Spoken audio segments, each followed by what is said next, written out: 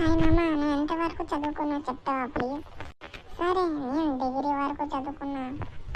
ఇప్పుడు ఏం చేస్తున్నావు? జాబ్ ఏమైనా తీసుకున్నావా?